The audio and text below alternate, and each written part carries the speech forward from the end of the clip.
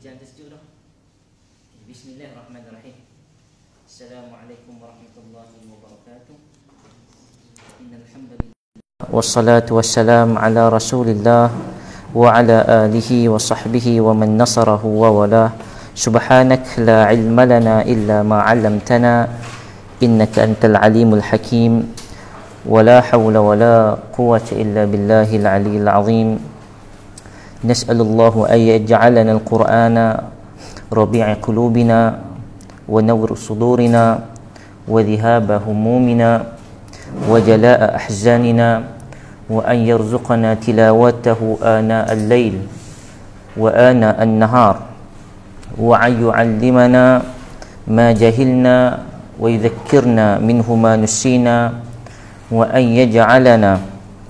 يجعله حجة لنا يوم القيامة ولا حجة علينا آمين يا رب العالمين. قال تعالى في كتابه العزيز بعد أعوذ بالله من الشيطان الرجيم أفلا يتدبرون القرآن أم على قلوب أقفالها. Baik tuan-tuan, muslimin, muslimat, abang-abang, kakak-kakak, adik-adik yang dirahmati Allah Subhanahu Wa Taala sekalian. Kita dah masuk siri yang kelima. Teguran Allah Subhanahu Wa Taala kepada Nabi sallallahu alaihi wasallam. Yang mana acap kali dah saya sebut bahawa kita menggunakan kitab ini, Aitabur Rasul fil Quran tahlilun wa tawjihun. Teguran Allah kepada Rasul di dalam Al-Quranul Karim, satu analisa dan bagaimana kita menyatakan pandangan kita berdasarkan kepada kalam ulama. Baik, adapun yang akan kita bincangkan pada hari ini ialah teguran yang popular yang telah ditegur oleh Allah Subhanahu Wa Taala kepada Nabi sallallahu alaihi wasallam di dalam surah At-Taubah. Di dalam surah At-Taubah ayat 84. Baik, apabila kita berbicara tentang ayat yang 84 ni, ia diturunkan kepada Nabi sallallahu alaihi wasallam kerana Nabi telah melakukan salat jenazah ke atas Abdullah bin Ubay bin Salul. Yang mana kita tahu Abdullah bin Ubay bin Salul adalah bukan sahabat Nabi, tetapi dia adalah orang yang kafir, masuk Islam secara pura-pura, dan dia dianggap sebagai munafiq kafiran, munafiqan kafiran. Maka Allah Subhanahu Wa Taala menegur Nabi sallallahu alaihi wasallam. Tetapi teguran itu, sebelum Allah Subhanahu Wa Taala tegur Nabi melalui Al-Quranul Karim, sahabat Nabi dah tegur Nabi. Dan sahabat tersebut adalah Umar bin Khattab. Sebelum ni, kalau kita melihat siri yang pertama, sengaja saya nyatakan siri yang pertama hari itu, saya mengambil tajuk teguran Allah kepada Nabi di dalam Perang Badar. Apabila berlaku Perang Badar, kita dapat tawanan perang. Apabila terdapat tawanan perang, maka Nabi sallallahu alaihi wasallam tanya kepada sahabat, "Madza taqulun fi haula?" Apa yang kamu boleh perkatakan, apa pandangan kamu terhadap mereka ini? Mereka yang dimaksudkan ialah tawanan perang. Sebab tawanan perang yang bersama dengan Nabi sallallahu alaihi wasallam, iaitu kafir Quraisy pada waktu itu tersebut, di antaranya ada bapa saudara Nabi sendiri, iaitu Al-Abbas. Dan kaitan cerita pada hari ini ada cerita dengan Al-Abbas, iaitu jubah. Ada hutang jubah sikit dengan Al-Abbas, ada kaitan cerita dengan Abdullah bin Ubay. Baik, kita nak kenal secara ringkas Abdullah bin Ubay. Yang pertama, Abdullah bin Ubay berada di Madinah, dan dia adalah di kalangan orang Khazraj, iaitu orang Ansar lah kalau kira kan.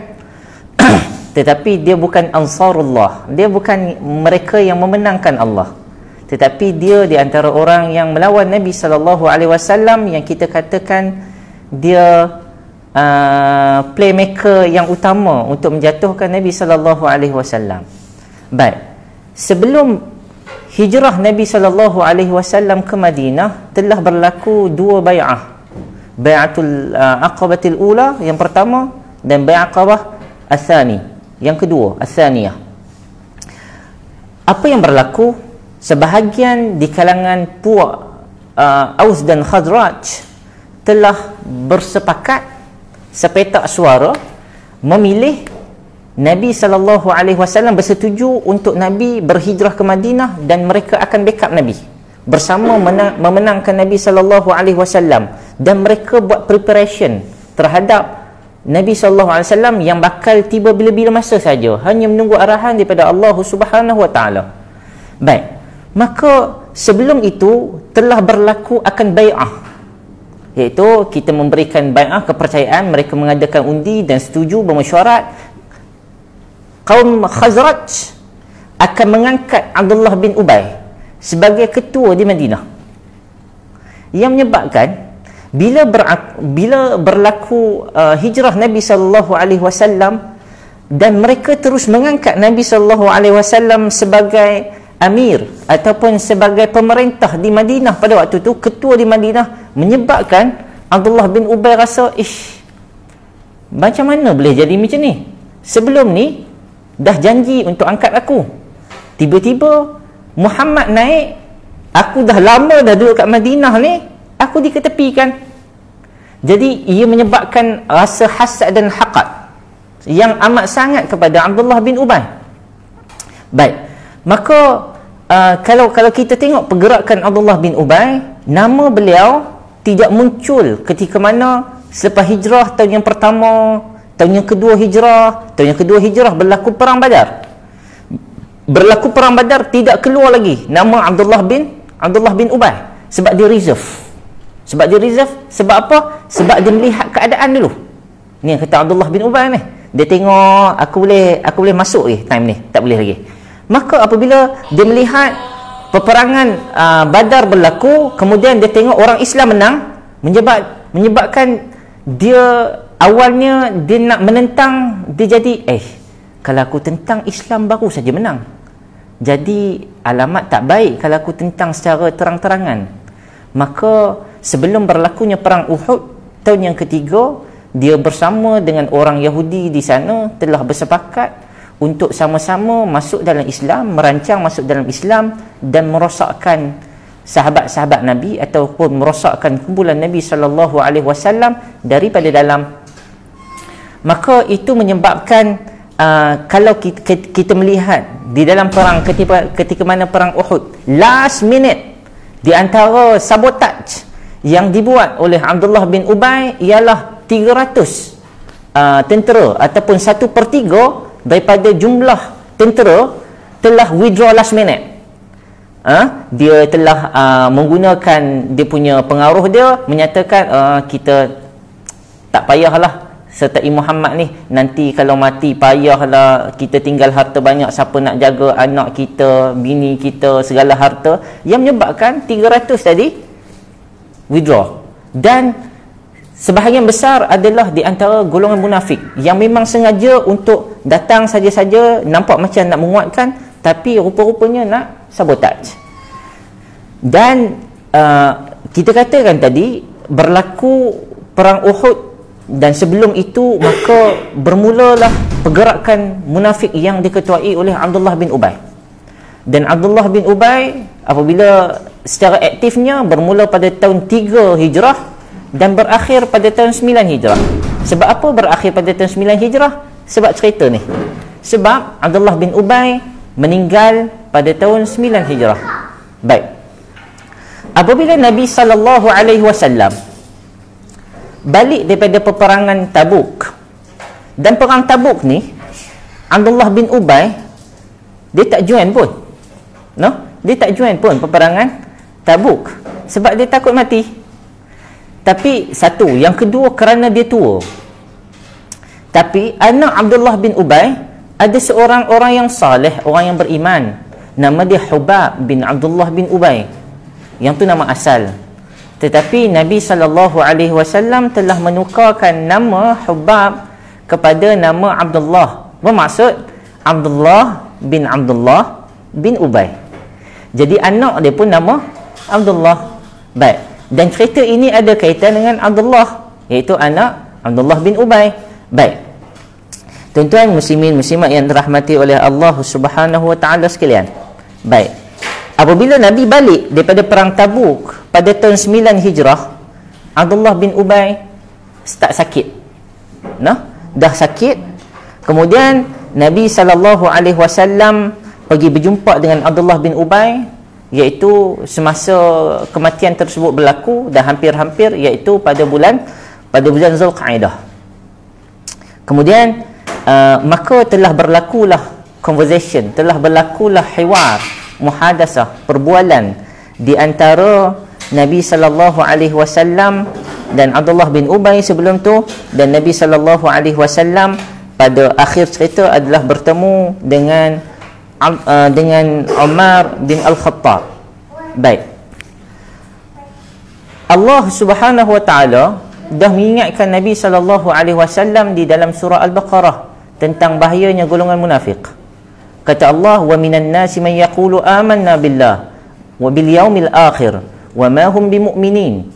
Muhammad, ada di kalangan manusia yang berkata kami beriman dengan Allah. Ada di kalangan orang yang bersama dengan kamu berkata kami beriman dengan Allah, kami percaya akan hari akhirat, tetapi mereka sebenarnya tidak beriman. Yukhadi'una Allah walladhina amanu wa ma yakhda'una illa anfusahum wa ma yash'urun. Yang ni ayat ni semua kita hafal. Mereka, kata Allah, memperdayakan Allah dan orang yang beriman. Yukhadi'un, saling membantu untuk memperdayakan Allah dan orang yang beriman. Maksud dia mereka nak menipu orang yang beriman dengan cara penipuan mereka menjadi orang munafik.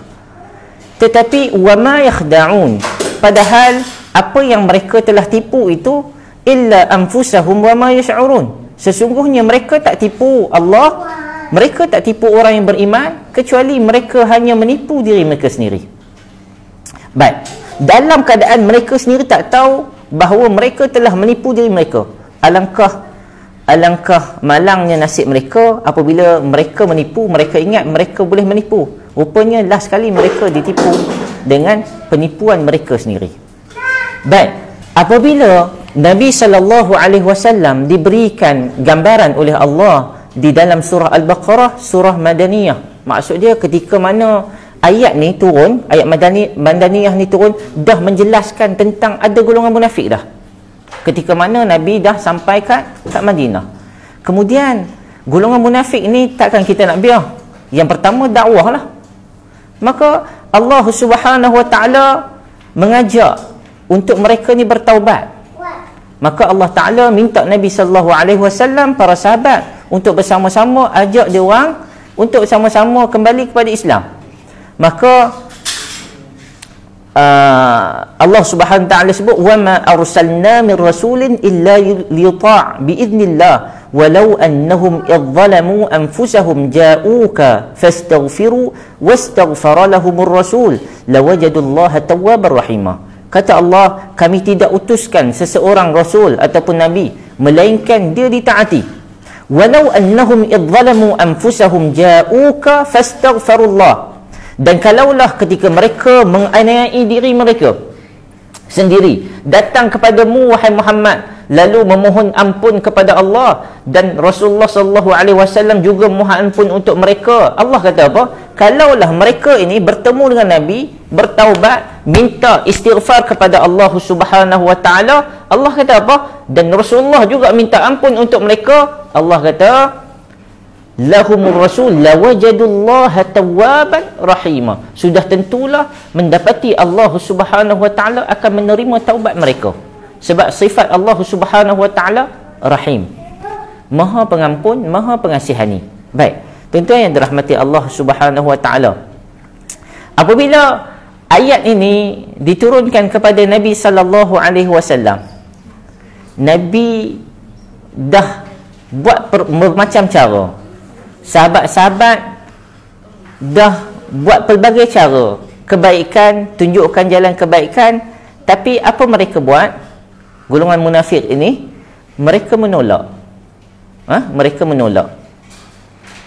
Wa idza qila lahum ta'alu, yani minta yani surah Al-Munafiqun ayat 5 dan ayat 6. Wa idza qila lahum ta'alu yastaghfir lakum Rasulullah lawaw ru'usahum wa ra'aitahum yasudduna wa hum mustakbirun sawa'un 'alaihim astaghfarta lahum am lam tastaghfir lahum lan yaghfirallahu lahum innallaha la yahdi al-qaumal fasiqin. Kata Allah Subhanahu wa taala apabila dikatakan kepada mereka, bertaubatlah supaya supaya Rasulullah sallallahu alaihi wasallam minta ampun kepada kamu. Mereka buat apa? Lawaw ru'usahum, mereka menggeleng-gelengkan kepala. Wa ra'aitahum yasudduna wa hum mustakbirun, dan engkau melihat mereka wahai Muhammad, mereka berpaling daripada menerima taubat ataupun mereka berpaling daripada bertaubat, serta mereka berlaku sombong dan angkuh ataupun angkuh dan sombong. Yang pertama dah ajak dah dia orang, kemudian dia orang tetap sombong. Baik, dalam satu hadis riwayat Al-Bukhari bagaimana diceritakan bagaimana diceritakan Abdullah bin Ubay, dikatakan ayat ini adalah turun menceritakan kepada Nabi sallallahu alaihi wasallam ketika mana perang Uhud berlaku. Kita tahu Abdullah bin Ubay yang telah memastikan bahawa 300 orang itu withdraw last minute sebab tak nak bagi Islam menang. Maka Jumaat yang pertama selepas pada berlakunya perang Uhud, Jumaat yang pertama tersebut Nabi SAW berkhutbah, orang yang berada di depan sekali ialah Abdullah bin Ubay. Orang yang Abdullah bin Ubay ni macam mana? Nabi SAW sembahyang, dia duduk paling belakang Nabi. Saf yang paling depan, belakang Nabi, dialah Abdullah bin Ubay. Dan ketika mana selepas peperangan Uhud berlaku, Jumaat yang pertama di dalam tafsir Ibn Kathir, iaitu riwayat pada Ibn Ishaq, menceritakan bagaimana Abdullah bin Ubay, Nabi SAW dah salat Jumaat. Lepas pada tu Abdullah bin Ubay buat apa? Dengan sifat penuh berlakon dan kemunafikan, dia bangun, dia kata, hadza Rasulullah, ini adalah Rasulullah, ini adalah Nabi kita, baina adharikum, di hadapan kamu semua ni, ingatlah ini ialah Nabi, akramakumullahu wa a'azzakum bih, dengan Allah Subhanahu wa taala memuliakan kamu para sahabat, dan Allah taala menguatkan kamu semua dengan ini, dengan Muhammad sallallahu alaihi wasallam. Fansuruhu, jadi kita kena menangkan Muhammad. Azzaruhu, kita kena kuatkan Muhammad. Wasma'u lahu, dengar cakap Muhammad. Wa ati'u, taat Muhammad. Summa yajlis, kemudian dia duduk. Maksud dia ni kaki jet cukup kuat. Baik, seolah-olah orang kata, dia ni memang hebat backup Nabi sallallahu alaihi wasallam. Baik, kemudian apa jadi? Sahabat-sahabat di kalangan sahabat tak puas hati. Sahabat tarik baju dia, kata, duduklah, kan, akhadhu bi thiyabi, duduk. Ijlis ya adu Allah, kamu wahai musuh Allah, kamu duduk. Sebab mereka dah tahu dah perangai dia. Lasta ahlan litatahaddatha baina yaday Rasulullah, kamu tak layak untuk bercakap depan Nabi macam tu. Wa qad fa'alta ma fa'alta yawm Uhud. Baik, dengan apa yang telah kamu buat pada perang Uhud, menyusahkan Nabi sallallahu alaihi wasallam, kamu tak layak untuk berbicara dengan bicara yang sedemikian rupa. Fa kharaja, dia pun keluar daripada masjid. Dia pun kata apa? Dia kata, mereka ni kutuk aku, keji aku macam-macam. Laqad kuntu ashuddu amrahu, sedangkan aku ni backup Nabi tadi.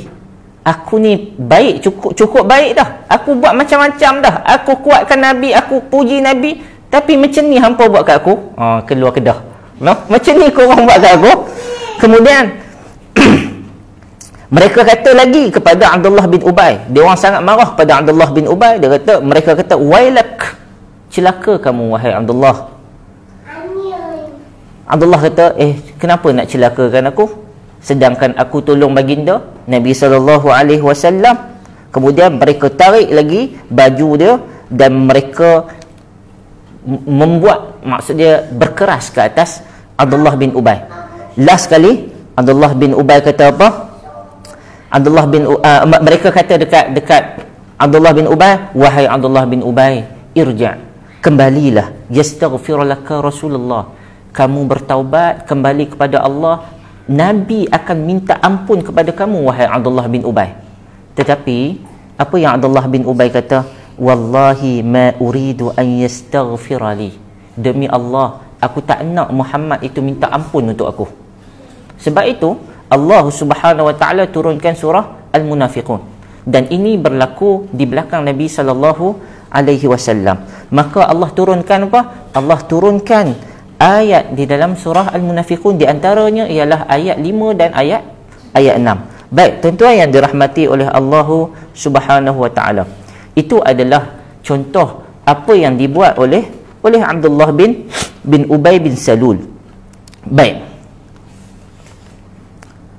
tuan-tuan yang dirahmati oleh Allah Subhanahu wa taala, ayat yang ke-6 tadi, sawa'un alaihim astaghfarta lahum am lam tastaghfir lahum lan yaghfirallahu lahum.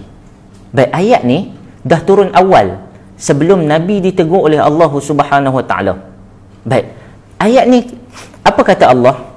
Allah kata tidak ada faedahnya kepada mereka sama ada engkau wahai Muhammad minta ampun untuk mereka. Astaghfarta lahum, kamu Muhammad minta ampun untuk orang yang macam tadi tu, yang depan dia cakap lain, belakang dia cakap lain, hakikatnya mereka memang nak menentang kamu, nak menentang agama kamu. Am lam tastaghfir lahum, sekiranya engkau minta ampun untuk mereka ataupun engkau tidak minta ampun untuk mereka, lan yaghfirallahu lahum, Allah kata aku tidak akan sekali mengampunkan mereka sebab melampau. Kemudian innallaha la yahdil qaumal fasiqin, Allah kata kami tidak akan memberi hidayah petunjuk kepada kaum yang fasik. Baik, tuan-tuan yang dirahmati Allah Subhanahu wa taala, ayat surah At-Taubah juga menceritakan tentang minta ampun. Sebab apa? Kita sekarang ni nak cerita tentang teguran Allah kepada Nabi sallallahu alaihi wasallam, sebab Nabi solat ke atas mayat Abdullah bin Ubay. Abdullah bin Ubay memang munafik, dan Nabi pun tahu bahawa Abdullah bin Ubay adalah munafik. Baik, tapi kenapa Nabi sallallahu alaihi wasallam solat juga ke atas Abdullah bin Ubay? Maka itu menjadi persoalan, yang mana kalau kita baca dalam tafsir Az-Zamakhsyari fahman akidah Mu'tazilah, dan walaupun kita mengambil manfaat yang cukup banyak daripada tafsir Az-Zamakhsyari daripada sudut bahasanya, dari sudut balaghahnya kita mengambil manfaat yang sangat besar, tetapi di sudut i'tiqad, iaitu di sudut akidah, di sana ada sedikit kekeliruan. Maka Az-Zamakhsyari menempelak, dia menyatakan apalah Muhammad ni, dia kata Nabi SAW ni takkan tak erti bahasa. Allah kata kalau minta ampun pun Allah tak akan ampunkan. Takkan Muhammad ni tak erti bahasa? Seolah-olah ayat di dalam tafsir dia macam tu, yang menyebabkan pengarang kitab ni Syekh Salah Abdul Fattah Al-Khalidi rad balik, terpaksa refute balik pandangan tersebut. Baik, kita baca sekali lagi surah At-Taubah ayat 80. Istaghfir lahum aw la tastaghfir lahum. Saya tak baca lagi ayat ni kan. In tastaghfir lahum 70 marrah falan yaghfirallahu lahum. Dhalika biannahum kafaru billahi wa rasulih. Wallah la yahdil qaumal fasiqin. Baik, saya sekali lagi saya ingatkan tuan-tuan, saya bukan kita berbicara tentang tafsir ayat, kita membicarakan tentang ibrah daripada perkara yang berlaku. So saya tidak akan sentuh perkataan tertentu sebagainya. Baik, sekiranya engkau meminta ampun untuk mereka, kata Allah. Allah kata apa? Wahai Muhammad, kalau kamu nak minta ampun kepada orang munafik ini, kalau engkau minta ampun untuk mereka, orang munafik itu, ataupun engkau tidak meminta ampun bagi mereka. Baik, apa yang saya nak highlight satu perkataan je. Kalau engkau minta ampun untuk mereka wahai Muhammad, au kat situ maksud dia atau. Kamu minta ampun pada mereka Muhammad, atau kamu tidak minta ampun kepada mereka, sekiranya in tastaghfir lahum, sekiranya wahai Muhammad kamu minta ampun juga untuk mereka 70 marrah, 70 kali sendiri kali pun, falan yaghfirallahu lahum, Allah tak akan ampunkan. Maksud dia ini adalah kes berat. Buat pergi banyak mana pun 70 kali pun Allah tak akan ampunkan. Bagaimana kalau 71 kali? Agak-agak Allah ampun tak? Baik. So ada perbincangan. Sekali kita sentuh nah. Zalika bi annahum kafaru billahi wa rasulih. Maka Allah sekali tali tidak akan mengampunkan mereka yang demikian itu kerana mereka telah kufur kepada Allah dan kufur kepada Rasulullah. Wallahu la yahdil qaumal fasiqin. Sekali lagi Allah bagi tahu kepada kita bahawa Allah tidak akan memberikan hidayah kepada kaum yang fasik. Baik. Tuan-tuan yang dirahmati Allah Subhanahu wa taala sekalian, kalau kita melihat kepada ayat ini, kita akan melihat kepada ayat ni. Ayat ni teguran Allah. Cuma sebelum tu saya nak membacakan apa terjadi apabila Abdullah bin Ubay wafat, meninggal. Wafat tu maksud dia meninggal. Wafat tu bukan untuk Nabi je. Saya kata wafat tu untuk orang Islam. Tak, wafat tu mati ya. Baik. Apabila Abdullah bin Ubay mati, apa jadi? Baik. Hadis ini adalah riwayat Al-Bukhari daripada Umar Al-Khattab radhiyallahu anhum annahu qala lamma mata Abdullah bin Ubay bin Salul, apabila Abdullah bin Ubay bin Salul meninggal, du'iya lahu Rasulullah liyusalli alaihi, Nabi SAW dipanggil untuk solat ke atas dia. Siapa yang panggil solat ni? Anak Abdullah bin Ubay. Abdullah bin Ubay tak minta, tapi anak dia orang yang saleh, Ibnul Saleh, iaitu Abdullah bin Ubay, dan datang jumpa Nabi SAW, minta liyusalli alaih, untuk solat ke atas mayat bapa dia. Dalam riwayat Bukhari yang lain, juga riwayat At-Tirmizi, dia sebut perkataan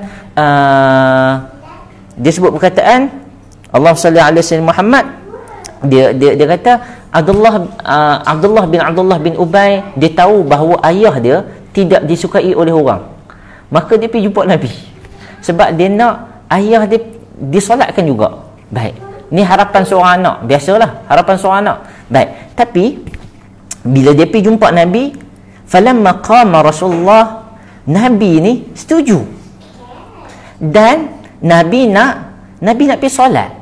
Sebelum dia, ayat sebelum ni apa dia? Yang kita baca ni, sekiranya minta ampun 70 kali minta ampun, kalau hang minta ampun ke, hang tak minta ampun ke, kalau minta ampun 70 kali sendiri sekalipun, Allah tidak akan ampunkan. Adakah Nabi tak faham? Kan? Adakah Nabi tak faham? Nabi ialah Rasulullah. Nabi orang yang paling afqah, orang yang paling faham sekali tentang ayat Allah Subhanahu wa taala. Maka Nabi nak pergi sembahyang. Okey. Baik. Seolah-olah tindakan Nabi ni clash ke dengan ayat Quran tadi?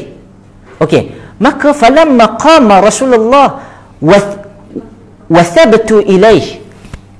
Apa kata Umar? Yang ni riwayat Umar. Umar kata Nabi dah bangun nak pergi solat, ketika mana tu aku ada waktu tersebut.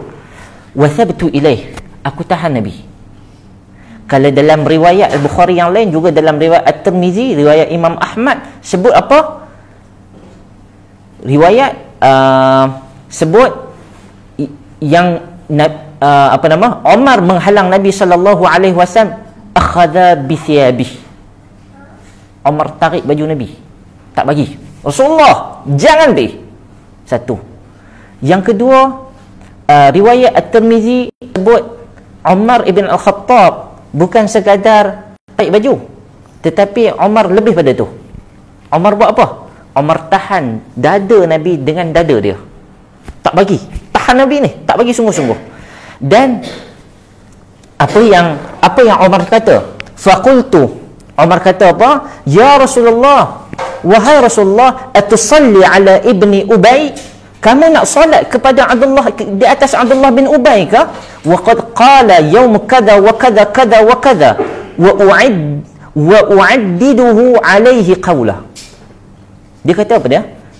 Ya Rasulullah, engkau nak solat ke atas Mamat ni? Kalau engkau nak solat, engkau kena ingat ya Rasulullah, tarikh sekian-sekian apa yang dia buat. Apabila kita sampai kat Madinah, apa yang dia buat? Ketika mana sebelum perang Uhud, apa yang dia buat? Selepas perang Uhud, apa yang dia buat? Selepas pada ni, apa yang dia buat? Umar Al-Khattab sebut satu-satu. Dan Umar bukan sebut sekali, banyak kali. Sebab Umar nak meyakinkan Nabi, jangan buat wahai Rasulullah, jangan buat. Maka diulang. Apa respon Nabi? Fatabassama Rasulullah. Nabi senyum. Nabi senyum. Kalau ikutkan kasar ni, Abdullah ni, kasar Umar ni, Nabi senyum. Nabi kata apa? Akhir anni ya Umar. Umar, jangan halang jalan aku, jangan lambatkan aku nak pergi ni. Cuh. Gitulah kan. Akhir anni ya Umar, duduk belakang. Gitu. Baik. Falamma akthartu alaih. Rupanya Umar ni dia tak orang kata dia tak give up. Dia terus nak halang Nabi SAW. Dan apabila dia rasa dia macam agak over kepada Nabi SAW, Nabi kata kat dia lagi. Nabi kata kat dia apa? Inni khuyirtu fakhtartu. Sesungguhnya aku telah diberikan pilihan. Baik. Nanti kita tengok pilihan apa. Kan? Pilihan apa yang telah diberikan kepada Nabi? Seolah-olah Nabi kata, aku telah diberikan pilihan oleh Allah. Fakhtartu. Aku dah pilih apa yang aku nak pilih. Maksud dia apa dia? Allah suruh aku pilih. Baik tuan-tuan, kita tengok ayat ni. Ayat ni, istaghfir lahum aw la tastaghfir lahum. Yang ni yang Nabi kata pilihan. Baik, sekiranya kamu minta ampun untuk mereka. Dalam ayat ni kita ambil konteks, sekiranya Muhammad kamu minta ampun untuk Abdullah bin Ubay, ataupun pilihan kamu tak minta ampun. Dan kalau kamu minta ampun, Allah tak akan ampunkan. Baik. Ia adalah pilihan, kata Nabi sallallahu alaihi wasallam. Dan Nabi kata, aku telah memilih. Ayat ni sebut tentang pilih. Baik. Dan ayat ni sebut tentang apa? Allah, kat mana dia? Allah kata apa? Allah kata, in tastaghfir lahum 70 marrah falan yaghfirallahu lahum. Kalau kamu minta ampun sekalipun, aku tak akan ampunkan. Baik. Nabi kata Syekh Salah Abdul Fattah Al-Khalidi, Nabi tidak melihat daripada sudut istighfar. Nabi melihat pada sudut solat. Istighfar ni minta ampun. Minta ampun ni boleh dengan cara qaul, boleh dengan cara cakap, ya Allah, Allahumma ighfir lahu, ya Allah ampunkan dia. Tapi Nabi kata apa? Aku tidak nampak ini maksud dia ialah minta istighfar begitu. Tetapi apa yang dia nampak? Dia nampak bahawa Nabi SAW, apa yang Nabi buat ialah aku nak solat kepada Abdullah bin Ubay. Baik. Tadi Umar ibn Al-Khattab, Umar tahu dah ayat ni? Umar tahu ayat ni. Umar kata apa? Umar kata, yang Umar faham dia, istighfar tu yang Umar faham ialah ad-du'a was-salah wal-istighfar adalah benda yang sama. Kalau kita mengaji kan, apa maksud solat? As-salat fil lughah hiya ad-du'a. Solat itu ialah doa, dan itu yang dipaham oleh Umar Al-Khattab. Baik. Maka Nabi SAW kata apa? Nabi ditambah, kata ni riwayat Al-Bukhari, Nabi kata, lau a'lamu anni in zidtu ala 70 yughfar lahu lazidtu 'alaiha. Ayat Nabi ni kerah. Nabi kata apa? Sekiranya aku boleh tambah 70 tu, aku tambah lagi. Jadi 71 yang saya kata ni, 72, 73, nescaya aku akan tambah.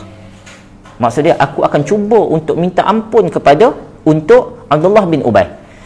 Qala fa salla, kata Umar, maka Nabi SAW salat selesai, summan sarfa, kemudian pulang, falam yamkuthu illa yasiran hatta nazalat ayatan min bara'ah.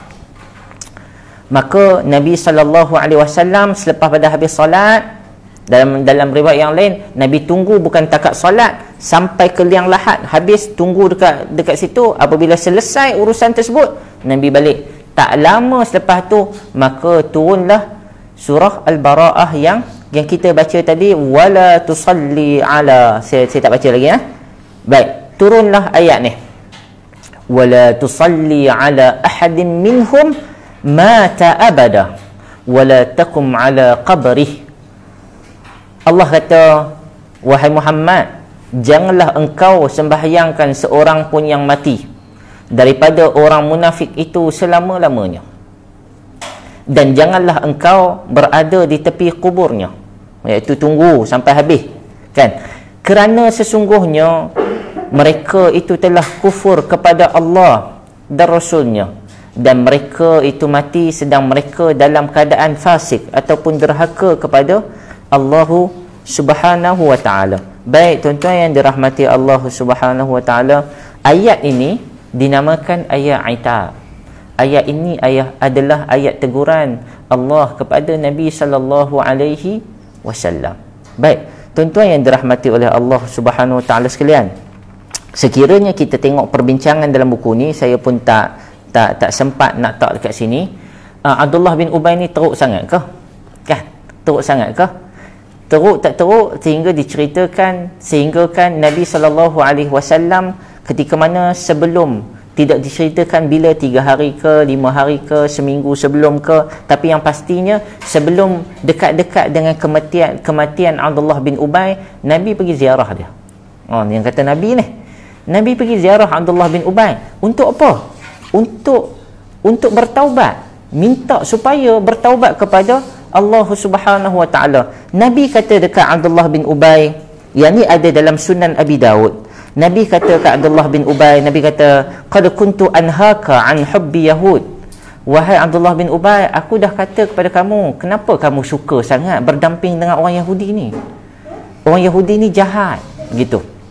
Baik. Kemudian faqala faqad abghadhum As'ad bin Zura'ah. Baik, Abdullah bin Ubay kata apa? Abdullah bin Ubay jawab balik. Ni yang kata Abdullah bin Ubay ni, Nabi nasihat elok-elok, dia jawab, wahai Muhammad, kamu ingat orang Yahudi telah marah As'ad bin Zura'ah. As'ad bin Zura'ah ni adalah di antara sahabat Nabi SAW, di antara sahabat Ansar Nabi SAW, yang mana sahabat di kalangan sahabat yang terbaik, yang diceritakan di dalam sirah-sirah Nabi SAW. Siapa As'ad bin Zura'ah? As'ad bin Zura'ah ni adalah di antara dia adalah orang yang sangat benci kepada orang Yahudi yang buat macam-macam kepada Nabi SAW. Bukan kerana mereka Yahudi, tetapi kerana sikap mereka yang menentang Nabi. As'ad bin Zura'ah sangat tak suka. Kemudian Sa'd bin Zura'ah meninggal. Sa'd bin Zura'ah meninggal dalam keadaan dia sangat benci kepada perangai orang Yahudi. Kemudian Abdullah bin Ubay ni kata, tengok apa untungnya Sa'd bin Zura'ah, dia benci orang Yahudi, dia tak dapat apa pun. Untung pun tak dapat, manfaat pun dapat, mudarat pun tak dapat. Ini sedangkan aku nak kawan je pun. Nampak tak? Maksud dia sebenarnya memang dah jahat dah, tapi dia boleh guna alasan tersebut dalam keadaan Nabi pergi ziarah dia begitu. Baik, maka itu menampakkan bahawa Abdullah bin Ubay ni di satu tahap yang tersendiri kepada kemunafikan dia. Baik, kemudian kenapa kita katakan Nabi SAW pergi solat ke atas mayat Abdullah bin Ubay? Baik, sebelum tu Abdullah bin Ubay apabila diminta oleh anak dia Abdullah bin Ubay, dia kata, ya Rasulullah, boleh tak datang untuk solatkan jenazah? Bukan setakat solat kan? Apa yang dia minta?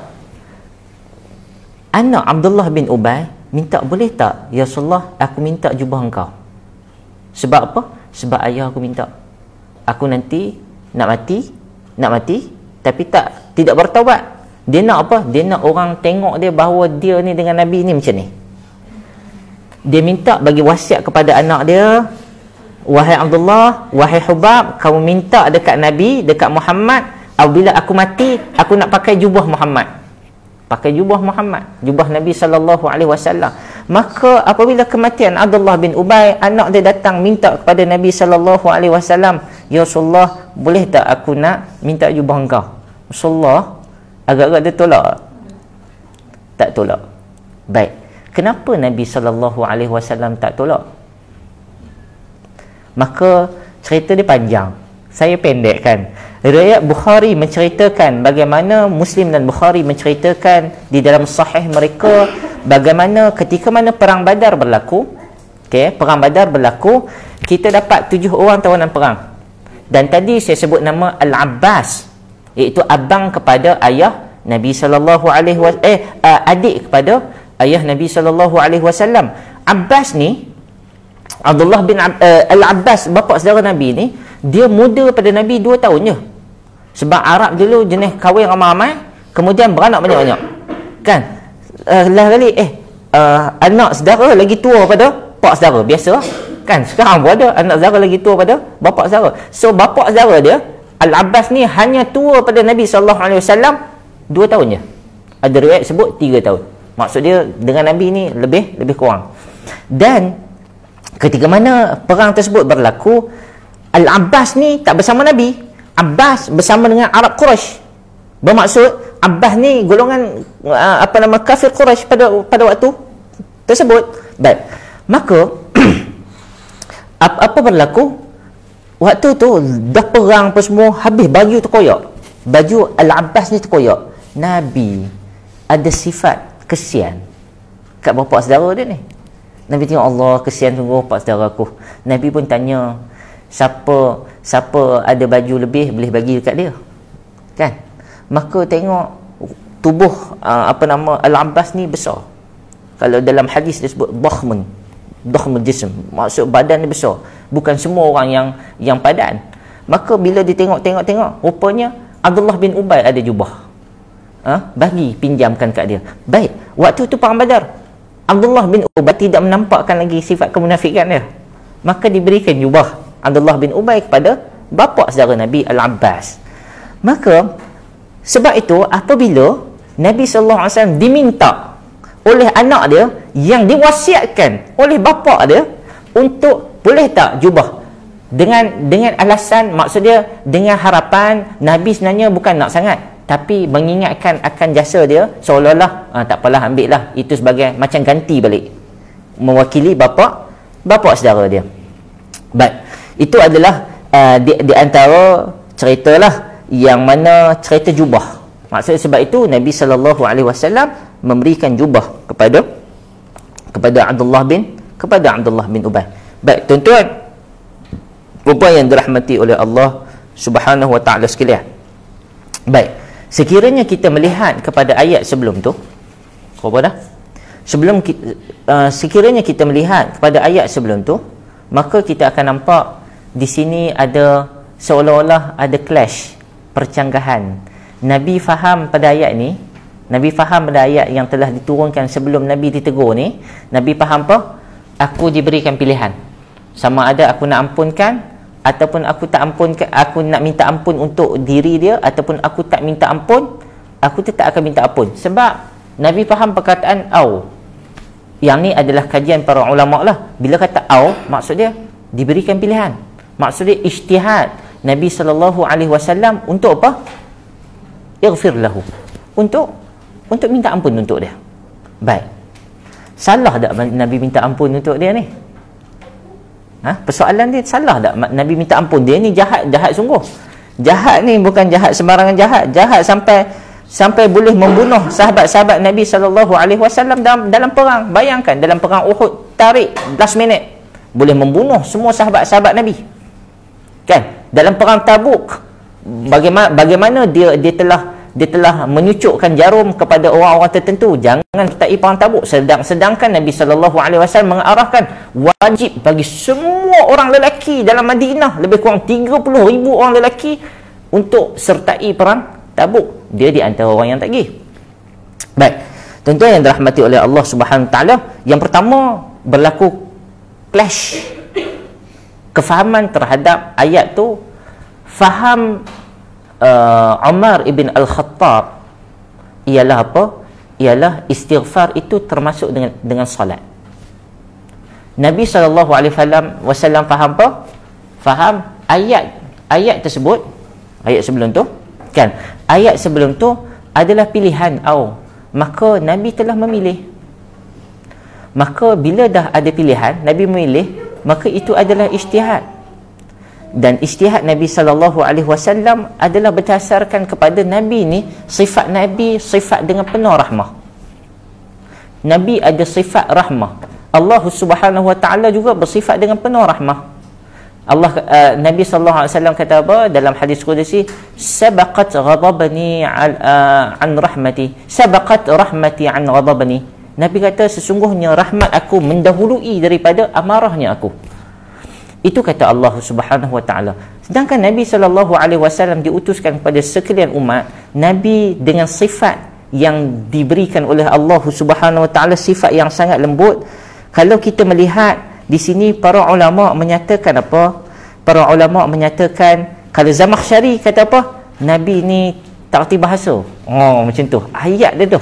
Kan? Menyebabkan pengarang kitab ni kata, kita perlu melihat dengan lebih dalam bahawa Nabi SAW bukan sekadar melihat pada satu ayat, satu wahyu, tetapi Nabi melihat pada wahyu-wahyu dan cerita-cerita Nabi yang terdahulu. Maka di antaranya dia kata, bayangkan bagaimana Nabi SAW diberikan pilihan oleh Allah Subhanahu Wa Taala untuk buat sama ada nak minta ampun ataupun tidak minta ampun. Nescaya penulis kata, Nabi dengan sifat penuh rahmat, Nabi diutuskan adalah untuk membawa semua umatnya ke syurga. Itu harapan Nabi. Kata penulis ni, itulah seperti mana Ibrahim alaihissalam. Ibrahim alaihissalam dalam ayat surah Ibrahim ayat 36, Allah kata apa? Wa man asani fa innaka ghafurun rahim. Sesiapa yang buat maksiat kepada aku, melawan aku, ya Allah, mereka ni, kaum aku ni lawan aku kuat sangat. Apa yang telah aku dakwah semua aku dah buat, tetapi mereka tetap buat maksiat, mereka tetap derhaka, mereka tetap lawan aku, mereka tetap lawan kamu ya Allah. Tapi walaupun mereka berbuat maksiat kepada aku, fa innaka ghafurun rahim, sesungguhnya Allah, engkau maha pengampun lagi maha penyayang. Maksud dia apa dia? Ampunkanlah mereka. Mengambil sikap Nabi Ibrahim alaihissalam, bapa kepada para nabi, maka Nabi SAW telah memilih dengan sifat rahmah. Kalau tuan-tuan ikut siri yang pertama, sifat rahmah satu, yang kedua sifat keras juga ada pada Nabi Nuh alaihissalam, Nabi Musa alaihissalam. Apabila umat mereka telah gulu, dah ekstrim, lebih had, apa yang diminta oleh Nabi Musa, apa yang diminta oleh Nabi Nuh, yarawunal adab, tunjukkan kepada mereka azab ya Allah, sebab mereka ni sangat teruk. Maka itu adalah sifat para nabi juga. Sebab itu kalau kita bincangkan perihal Badar Al-Kubra, bagaimana Umar dengan Abu Bakar bagi pandangan, Umar bagi pendapat dia kata apa? Bunuh terus. Umar kata apa dia? Wahai Rasulullah, engkau bunuh Al-Abbas. Rasulullah, engkau bunuh bapa saudara engkau. Habis kata, aku bunuh sepupu aku. Ali, engkau bunuh, siapa nama abang Ali engkau bunuh Uqail. Siapa kata ni? Umar kata. Umar bagi cadangan, engkau bunuh abang kau, aku bunuh ni Muhammad. Wahai Rasulullah, engkau bunuh bapa saudara engkau. Sebab apa? Sebab mereka yang datang berjumpa dengan Nabi bukan datang berjumpa, datang berperang dalam perang Badar, bukan datang nak berjumpa shake hand, tapi datang tu memang untuk bunuh Nabi, untuk bunuh sahabat Nabi. Baik, itu pandangan Umar. Tapi pandangan Abu Bakar, Nabi kata apa? Wahai Abu Bakar, kamu macam Nabi Ibrahim, kamu macam Nabi Isa. Kalau Allah turunkan azab, fa innahum ibaduk, ya Allah, mereka ialah hamba kamu, mereka ialah hamba kamu, maka ampunkanlah mereka. Baik, so Nabi SAW juga begitu, bersifat dengan sifat penuh rahmah. Maka pandangan ketika mana Badar berlaku, Nabi buat apa? Ampunkan mereka, minta fidyah, bayar 1000 dirham. Itu ialah tebusan. Tapi Allah Ta'ala turunkan tegur, pandangan yang paling tepat, maka nabiyin an yakuna lahu asra hatta yusqina fil ard turiduna 'arada ad-dunya wallahu yuridul akhirah. ila akhir ayat. Allah Ta'ala tegur, Allah Ta'ala kata apa? Allah Ta'ala kata tidak pernah mana-mana Nabi buat keputusan untuk ambil tawanan perang sehingga mereka dibunuh kesemuanya. Satu, kita tak tahu isu tersebut, benda tersebut, kita nampak sepatutnya pandangan yang paling tepat ialah pandangan Abu Bakar lah. Dengan sifat ra'fah, dengan sifat penuh rahmah, mestilah rasanya yang tu. Tapi Allah kata apa? Tidak. Allah nak apa? Mereka dibunuh kesemuanya. Baik, perkara gaib, masa hadapan, kita tak tahu, hanya Allah yang tahu. Nabi tak tahu, kecuali hanya ketika mana Allah Ta'ala bagi tahu, baru Nabi tahu apa yang terjadi apabila tawanan perang dilepaskan. Berlaku Allah Subhanahu Wa Ta'ala dengan izin Allah, perang Uhud. Apa jadi? 70 orang tawanan perang tadi yang dilepaskan tu, 70 orang kita telah dibunuh dalam perang Uhud. Siapa yang bunuh? Mereka yang dilepaskan tadi. Tu hikmah yang tidak nampak. Sebab tu ia adalah kisah yang berbeza. Baik, yang ni apabila jadi macam tu, satu hal bermaksud kenapa Nabi SAW tadi ada dua benda. Yang pertama, mereka ataupun anak dia minta jubah. Kenapa Nabi bagi jubah? Sebab bukan kerana kesian nak pergi cover di hari akhirat ke cover alam kubur, tak, tetapi kerana itu dia nak membalas ketika mana dia bagi untuk Al-Abbas. Yang kedua, kenapa Nabi SAW solat? Nabi SAW solat sebab apa yang difahami oleh Nabi, satu adalah pilihan. Satu. Yang kedua yang difahami oleh Nabi, istighfar. Yang dimaksudkan istighfar itu ialah banyak yang boleh kita interpretation bagi Nabi SAW ialah apa? Ialah minta ampun, bukan solat. Tapi apa yang aku buat adalah solat. Baik, maka Allah Subhanahu Wa Ta'ala telah menurunkan ayat la tusalli, telah turunkan ayat jangan kamu solat ke atas Abdullah bin Ubay, kerana ia adalah seorang yang mati dalam munafik kafir selama-lamanya. Jangan engkau berada di tepi kuburnya, kerana sesungguhnya mereka telah kufur kepada Allah dan Rasulnya, dan mereka mati sedang mereka dalam keadaan fasik. Baik, tuan-tuan yang dirahmati Allah Subhanahu Wa Ta'ala sekalian, saya suka untuk melihat kembali siapa Umar ni. Umar Al-Khattab. Umar Al-Khattab adalah sahabat Nabi sallallahu alaihi wasallam. Bukan kita nak cerita Umar ni hebat, maksud dia Abu Bakar tak hebat. Bila cerita tadi Allah Ta'ala pilih pandangan Umar yang terbaik, bukan bermaksud pandangan Abu Bakar tidak baik. Baik, so kita tengok hari ini manaqib, iaitu kelebihan yang ada pada Umar Al-Khattab. Baik, tadi kita nampak Umar Al-Khattab yang betul-betul halang Nabi. Last sekali Allah Ta'ala tegur seolah-olah apa? Seolah-olah nak beritahu kat kita firasat Umar Al-Khattab adalah firasat yang mana ayat Allah Subhanahu Ta'ala nak. Pandangan yang tepat ialah jangan sembahyang ke atas orang munafik tersebut, iaitu Abdullah bin Ubay. Baik, satu. Tengok hadis riwayat Al-Bukhari daripada Anas bin Malik. Hebatnya dalam cerita hadis ni cerita tentang kehebatan Abu Bakar, Umar dan Uthman. Ketika mana Nabi SAW naik bukit Uhud, naik bukit Uhud, apa jadi? Nabi naik bersama dengan Abu Bakar, bersama dengan Umar, bersama dengan Uthman. Farajafa bihim fadarabahu birijlih. Farajafa, gunung Uhud, bukit Uhud ni bergegar. Fadarabahu birijlih, Nabi dia hentak-hentakkan dengan kaki Nabi. Nabi kata apa? Usbut Uhud, wahai Uhud, tenang kamu, relax wahai Uhud. Fama alaika, sesungguhnya di atas kamu wahai Uhud, illa nabiyun, atas kamu ni ada aku, ada Nabi. Aw siddiq, dan atas kamu ni ada siapa? Ada as-siddiq, iaitu Abu Bakar as-Siddiq. Kemudian Nabi kata apa? Atas kamu ni ada syahidan, ada dua orang yang bakal mati syahid. Maksud dia apa dia? Hadis ni Allah Subhanahu Wa Ta'ala dah bagi tahu kepada Nabi apa yang bakal qada dan qadar yang bakal berlaku kepada Umar Al-Khattab. Maksud dia di antara orang yang bakal mati syahid. Telah digambarkan kematian dia sejak daripada awal. Satu. Maksud dia adalah satu benda yang sangat hebat bagi Umar Al-Khattab. Dah bersedia dah untuk mati syahid. Allah Ta'ala melalui lisan Nabi SAW dah khabarkan, dah berita daripada awal lagi. Yang kedua, Sa'ad bin Abi Waqqas juga dalam hadis Al-Bukhari, kata Nabi SAW, "Walladhi nafsi biyadihi ma laqiyaka asyaitan qattun salikan fajjan illa salaka fajjan ghairu fajjik." Nabi kata, cerita ni panjang. Cerita dia asalnya ialah Nabi SAW sedang berbincang dengan sahabiat, dengan sahabat-sahabat wanita.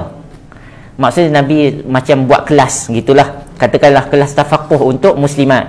Kemudian mereka berbincang, mereka naik suara dengan Nabi SAW, orang Arab dulu kan, naik suara. Tiba-tiba Umar masuk, semua terus senyap, macam malaikat lalu bawa Vespa kan, semua senyap. Ketika mana Umar masuk je, orang perempuan yang bising-bising tadi semua senyap. Sebab apa? Sebab Umar masuk. Sebab apa Umar masuk senyap? Sebab takut dengan Umar. Baik, Umar ni saya sempat cari bercerita tentang Umar Al-Khattab, rupa paras Umar, no? Satu kita cerita sikit lah. Umar ni dia 13 tahun muda daripada Nabi SAW, dan 3 orang sahabat Nabi yang rapat mati sekali umur. Nabi, Abu Bakar, Umar mati umur 63 tahun ikut tahun hijrah. Kemudian Nabi SAW berhijrah ke Madinah umur 40, maksudnya dia umur 27. Nah, dia umur 27. Dan dia dinamakan dengan nama Abu Hafs. Kerana apa? Kerana sifat dia macam anak harimau. Abu Hafs, Al-Hafs bermakna anak harimau, anak singa. Nah, baik. Kemudian dinamakan ketika mana perang Badar. Sebab dia ni berani sangat. No? Ketika mana perang Badar. Maksud dia waktu tu umur Umar 29-30 tahun. No? Baik. Kemudian Umar ni macam mana rupa paras dia?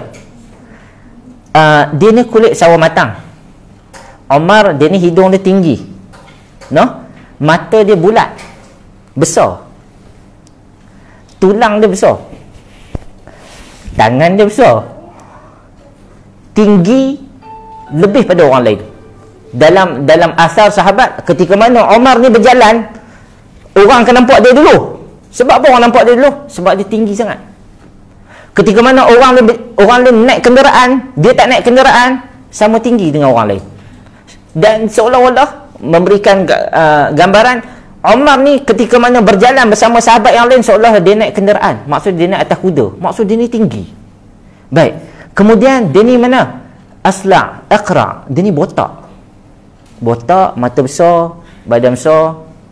Kemudian ada jambang sikit nipis kan?